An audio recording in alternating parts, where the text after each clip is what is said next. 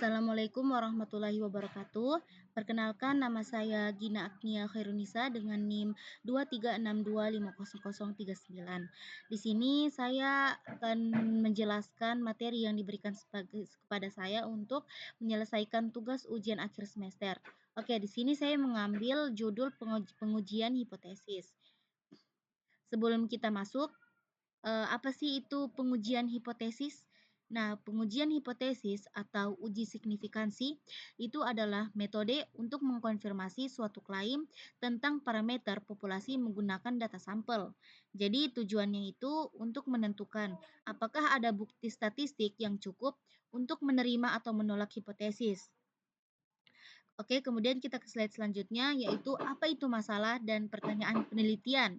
Nah, jadi masalah penelitian itu topik besar yang jadi perhatian. Misalnya, kenapa siswa malas belajar? Nah, ini itu bisa menjadi masalah yang bisa kita teliti. Kemudian, kalau pertanyaan penelitiannya itu bagaimana? Jadi pertanyaan penelitian itu lebih spesifik. Jadi seperti apakah lama belajar memengaruhi nilai IPK? Nah, jadi kita ingat, pertanyaan penelitian tidak membuat prediksi, itu tugasnya hipotesis. Oke, kita masuk ke contoh pertanyaan dan hipotesis. Nah, di sini ada pertanyaan itu seperti apakah mahasiswa dengan jam belajar lebih banyak memiliki IPK lebih tinggi? Nah, kemudian hipotesisnya, mahasiswa yang belajar lebih lama akan mendapatkan IPK lebih tinggi. Jadi, hipotesis itu prediksi berdasarkan pertanyaan penelitian. Jadi, kalau misalnya pertanyaannya itu mungkin kayak, apakah mahasiswa dengan jam belajar lebih banyak memiliki IPK lebih tinggi? Nah, itu pasti, ada prediksi, ada hipotesisnya, itu mahasiswa yang belajar lebih lama akan mendapatkan IPK lebih tinggi. Kemudian, kita masuk, apa itu hipotesis? Jadi hipotesis itu pernyataan prediktif tentang hubungan dua atau lebih variabel.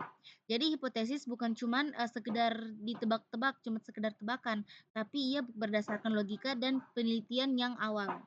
Kemudian, ada ciri-ciri hipotesis. Apa sih itu ciri-ciri hipotesis itu bagaimana sih? Jadi ciri-ciri hipotesis itu, sesuai pengetahuan terkini, logis dan konsisten, singkat dan jelas, bisa diuji secara statistik. Kalau misalnya, mungkin dia tidak singkat atau jelas, mungkin terus dia tidak bisa diuji secara statistik, tidak logis atau tidak konsisten, dan, mungkin tidak sesuai pengetahuan terkini, berarti hipotesisnya itu, belum baik. Oke, di sini ada hipotesis nol, H0, dan alternatif H1. Jadi, hipotesis nol H0 itu bagaimana sih? Jadi dia itu tidak ada pengaruh. Kalau hipotesis alternatif dia itu ada pengaruh. Contohnya hipotesis nol. Nah, ini contohnya hipotesis nol, durasi iklan tidak memengaruhi penjualan. Jadi tidak berpengaruh, tidak ada hasil yang diberikan. Kemudian kalau hipotesis alternatif contohnya durasi iklan mempengaruhi penjualan. Jadi ini, ada pengaruhnya, ada hasilnya. Kalau misalnya durasi iklannya itu mempengaruhi penjualan, berarti dia termaksud hipotesis alternatif. Tapi kalau misalnya dia tidak ada pengaruhnya, tidak ada hasilnya, berarti dia masuk hipotesis nol. Oke, kemudian kita lanjut statistik uji. Jadi apa itu statistik uji? Jadi, angka yang dihitung dari data yang menunjukkan apakah hipotesis nol dapat ditolak atau tidak. Jadi, ditentukan itu dari berdasarkan rata-rata minnya, varians, dan ukuran sampel. Oke, kita masuk ke jenis uji statistik. Jenis uji statistik tadi itu ada 3. Ada uji tes, jadi uji T bandingkan rata-rata 2 kelompok, uji Z saat varians diketahui dan sampel lebih besar dari 30, uji F bandingkan 2 varians, ukuran sebaran data. Jadi masing-masing itu digunakan, jadi masing-masing uji statistik itu digunakan tergantung kondisi data.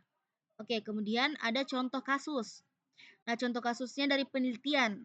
Apakah video pembelajaran sains membantu siswa?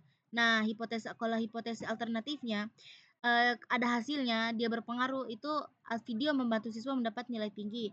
Kalau hipotesis nolnya, video tidak berdampak pada nilai siswa. Jadi hasil uji statistik akan menentukan. Jadi ini hasil ujinya, apakah H0 itu ditolak atau tidak. Oke, jadi kita masuk ke signifikansi.